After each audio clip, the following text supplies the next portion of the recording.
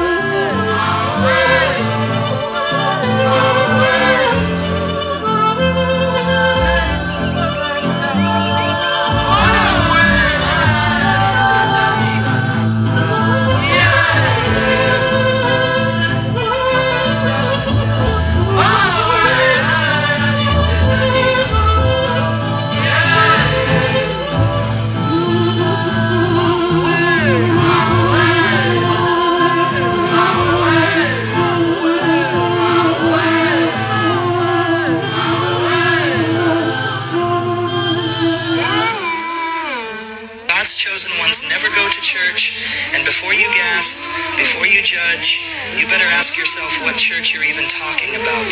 Because if you think God's elect are defined by pews, programs, and potlucks, you've already missed the gospel. I'm not here to entertain you. I'm not here to make you feel better about your lukewarm walk. I'm here to tell you the truth. Some of you are more faithful to your Sunday schedule than you are to Christ. And hell will be filled with churchgoers who thought attendance was obedience. You honestly believe that going to church once or twice twice a week somehow makes you right with God? Do you really think the Almighty looks down from his throne and is impressed that you put on a suit, walked into a building, and sang 3 songs before checking your phone during the sermon? Let me tell you something that will shatter every shallow assumption you've been clinging to. God is not fooled by your routine. God is not mocked by your ritual, and God is not glorified by your attendance. He demands your obedience. We are living in an age of religious deception where millions have been inoculated against the true gospel by watered-down sermons, emotional music, and the lie that going to church equals knowing Christ. You sit in a pew, you nod at the sermon, you close your eyes during the prayer, but you leave unchanged. Why? Because your heart is still dead in sin. You're not a follower of Jesus. You're a fan of religious culture. The Pharisees went to synagogue, they tithed, they fasted, they knew the scriptures better than most pastors today, and yet Jesus said to them, "You are of your father the devil." Why? Because their hearts were unrepentant. They loved the appearance of holiness, not the reality of it. They clung to the structure but rejected the Spirit.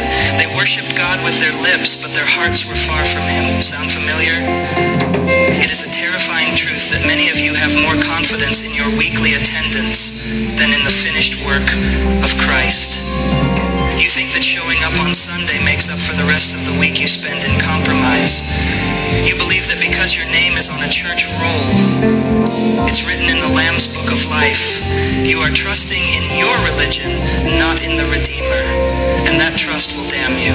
Let me say it plainly, the true Christian life is not 1 hour on a Sunday. It is a complete surrender of every part of your being to the Lordship of Jesus Christ. It is the daily crucifixion of self. It is holiness in secret, not performance in public. It is not about what you do in a building. It's about who you are when no one is watching. Amen.